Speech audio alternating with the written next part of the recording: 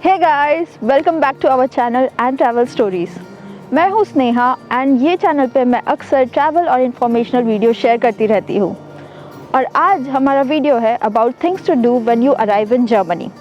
तो last video में मैंने आपको बताया कि अगर आप जर्मनी आना चाहते हो तो आपको आने के पहले कौन सी वो सारी चीज़ें करनी होगी, और आज हम बताएंगे कि आप लैंड होने के बाद कौन सी चीज़ें आपको करनी ज़रूरी है। So let's get started.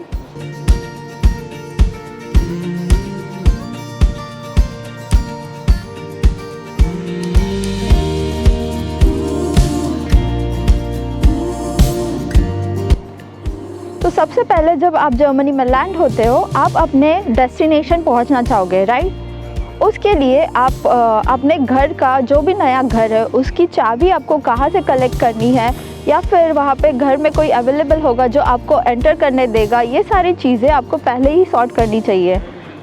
और इसको करने के लिए आप अपने ओनर को कांटेक्ट कर सकते हो और पूछ सकते हो कि वो लोग चाबी कहाँ रखते हैं। अदरवाइज़ उनका नंबर ले सकते हो जिससे कि आपको पहुँचने के बाद आसानी हो। और जो नेक्स्ट चीज़ है वो है कि आपको एक पब्लिक ट्रांसपोर्ट या फिर एक ट्रांसपोर्टेशन की ज़रूरत होगी अपने डेस्टिनेशन को पहुंचने के लिए। फॉर दैट आप ऊबर का ऐप इंस्टॉल कर सकते हो। जर्मनी में ऊबर बहुत यूज़ होता है, और अगर आपके पास ये ऐप है तो आप एयरपोर्ट से सीधा एक टैक्सी कॉल कर सकते हो जिससे आप अपने डेस्टिनेशन पे इजीली पहुंच जाओगे। और अदरवाइज़ अगर आप पब्लिक ट्रांसपोर्ट यूज़ करना चाहते हो तो भी एयरपोर्ट पे काफ़ी अच्छी फैसिलिटी होती है और वेल कनेक्टेड होता है। सो इसके लिए आप जो ट्रेन स्टेशन है या बस स्टॉप है उस पर पहुँच जाओ, और वहाँ पे एक ऑटोमेटिक मशीन होता है जिस पे आप एक टिकट ले लीजिए। और अगर आप ट्रेन से ट्रैवल कर रहे हो तो वो टिकट स्टैम्प करना ज़रूरी है, तो ट्रेन पे एंटर होने के पहले वो टिकट स्टैम्प करना मत भूलना, अदरवाइज़ आपको फ़ाइन बैठ सकता है। और अगर आप बस से ट्रैवल कर रहे हो तो फिर आपको ये टिकट बस ड्राइवर ही दे देगा, और आपको बाहर स्टैम्प करने की ज़रूरत नहीं है, क्योंकि बस के अंदर हमेशा एक स्टैम्पिंग मशीन होता है जिसके अंदर जाके आप अपना बस टिकट स्टैम्प कर लो और फिर ये वैलिडेट हो जाता है आपके जर्नी के लिए। Let's move on to next point. तो जैसे ही आप यहाँ पे आते हो, आपको दूसरी चीज़ जो ज़रूरी होगी वो है आपका सिम कार्ड। तो अगर आपके पास एक अनलॉक सिम है तो आप एयरपोर्ट पे भी एक सिम कार्ड ख़रीद सकते हो, या फिर यहाँ पे शॉप्स में भी जाके आप सिम कार्ड ख़रीद सकते हो। यहाँ पे रफली 20 यूरो पर मंथ पे आपको एक प्रीपेड सिम मिल जाएगा जिसमें data as well as internet available होता है। और अगर आप पहले से ही ये सिम इंडिया से परचेज़ करना चाहते हो तो इसका भी पॉसिबिलिटी है। लेबारा करके एक कंपनी आती है जिसका आप पहले से सिम ऑर्डर कर दो, और जैसे ही आप जर्मनी में पहुँचते हो ये आप एक्टिवेट कर सकते हो और तुरंत यूज़ कर सकते हो। तो देखते हैं हमारा नेक्स्ट पॉइंट क्या है। ये है about getting a bank account. जब आप जर्मनी आते हो आपको एक बैंक अकाउंट तो लगेगा ही to get your salaries rolling. तो जर्मनी में बहुत सारे जर्मन बैंक्स हैं जैसे कि कॉमर्स बैंक, डॉइचे बैंक, ये बहुत फेमस बैंक्स हैं जिसमें आप रिसर्च कर सकते हो कि आपको कौन सा कन्वीनियंट बैंक लगता है, या फिर आपको कितनी फ़ीस लग रही है इनमें मंथली बेसिस पे, और उस हिसाब से आप डिसाइड कर सकते हो कि आपको किस बैंक के साथ अपना अकाउंट ओपन करना है। बहुत सी बार आपके कंपनीज़ का भी इन बैंक के साथ टाइप होता है, और अगर आपका टाइप है तो आपको ये जो चार्जेस है वो नहीं देने पड़े या फिर कम देने पड़ते हैं। सो आपके कंपनी के साथ ज़रूर चेक कर लेना कि उनका कोई टाइप कोई बैंक के साथ है या नहीं। और अगर आप कोई फ्री बैंक अकाउंट ढूंढ रहे हैं तो उसके लिए N26 करके भी एक बैंक है जिसमें आप अपना अकाउंट ओपन कर सकते हो। उनके कोई मंथली चार्जेस नहीं होते हैं। तो अकॉर्डिंग टू योर नीड्स आप वेरियस बैंक अकाउंट्स सर्च करो और देखो कि आपके लिए कौन सा बेस्ट सूट होता है, और उसमें जल्दी से जल्दी अपना एक बैंक अकाउंट खोल देना। नेक्स्ट पॉइंट में हम देखते हैं कि आपको कौन सी मैंडेटरी चीज़ करनी है यहाँ पे आके। तो जर्मनी में एक लॉ है कि आप जैसे ही नए अपार्टमेंट में शिफ्ट हो रहे हो आपको अपना एड्रेस और वहाँ पे रहने का स्टार्टिंग डेट रजिस्टर करना मैंडेटरी है। अगर आपने ये 14 डेज़ के अंदर नहीं किया तो आपको एक फ़ाइन लग सकता है। तो इसलिए जैसे ही आप एक नए अपार्टमेंट में यहाँ पे रहना चालू करोगे आपको ये एक अपॉइंटमेंट लेना है बुर्गराम्ट के साथ। ये अपॉइंटमेंट आपको ऑनलाइन भी मिल जाएगा, और ऑनलाइन जाके आपको डिफरेंट लोकेशंस मिलेंगे जहाँ पे ये ऑफिसेस होते हैं। आप अपने नियरेस्ट पॉसिबल ऑफिस में एक अपॉइंटमेंट ले लेना, और जिस दिन आपका अपॉइंटमेंट है आपको टाइम पे शो अप करना है। अदरवाइज़ आपका अपॉइंटमेंट मिस हो जाएगा। तो ये हो गया आपका रजिस्ट्रेशन आपके अपार्टमेंट का। अब देखते हैं हमारा नेक्स्ट पॉइंट क्या है। जर्मनी में हेल्थ इंश्योरेंस रहना कंपलसरी है। तो जैसे आप जर्मनी ट्रैवल कर रहे हो तो आपके पास एक इंश्योरेंस ज़रूर होगा, लेकिन अगर आप यहाँ पे लॉन्ग टर्म के लिए स्टे करने वाले हो तो फिर आपको एक जर्मन हेल्थ इंश्योरेंस लेना होगा।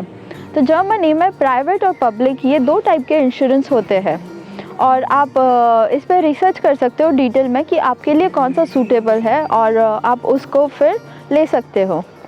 जनरली अगर आप जॉब कर रहे हो तो फिर इसकी आधी फ़ीस आपकी कंपनी ही देती है और आधे आप देते हो। जो पब्लिक हेल्थ इंश्योरेंस है वो गवर्नमेंट के साइड से होता है, और जो प्राइवेट है वो प्राइवेट कंपनीज़ का होता है, और उसमें आप बहुत सारा कस्टमाइजेशन कर सकते हो। लेकिन अगर आप एक बार प्राइवेट हेल्थ इंश्योरेंस में जाते हो तो पब्लिक हेल्थ इंश्योरेंस में मूव करना डिफ़िकल्ट होता है। और जब मैं यहाँ पे शिफ्ट हुई थी तो मुझे बहुत सारे लोगों ने रेकमेंड किया कि आप टीके के लिए जा सकते हो, जो कि एक पब्लिक हेल्थ इंश्योरेंस है। तो आप भी इस पर रिसर्च कर सकते हो, और अगर आपको ये पसंद आता है तो आप भी ये सिलेक्ट कर सकते हो। तो जो नेक्स्ट पॉइंट है वो एक गुड टू हैव पॉइंट है।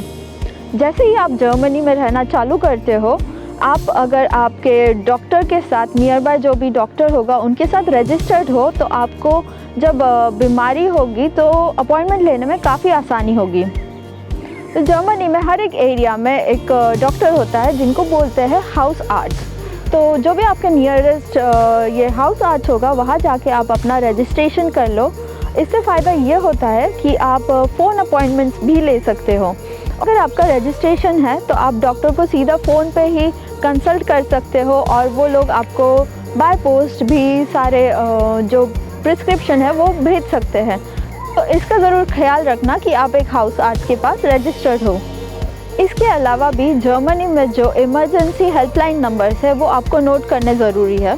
तो आपके लिए मैं यहाँ पे साइड में इमरजेंसी नंबर डाल दूँगी जो आप नोट कर सकते हो। तो चलते हैं हमारे नेक्स्ट पॉइंट पे। ये है अबाउट मेल बॉक्स। जर्मनी में सारी चीज़ लेटर से ही होती है। जो भी आपका रजिस्ट्रेशन है या जो भी इम्पोर्टेंट डॉक्यूमेंट्स है वो आपको सारे लेटर से ही आते हैं। तो इसीलिए अगर आप ये लेटर्स मिस नहीं करना चाहते हो तो आपका जो नाम है वो आपको अपने मेल बॉक्स पे डालना है, एज वेल एज आपके घर के बाहर जो डोर बेल है उसके ऊपर भी लिखना है कि आपका सरनेम क्या है, ताकि जो लेटर्स है वो सही तरीके से आपके पास पहुंच पाए।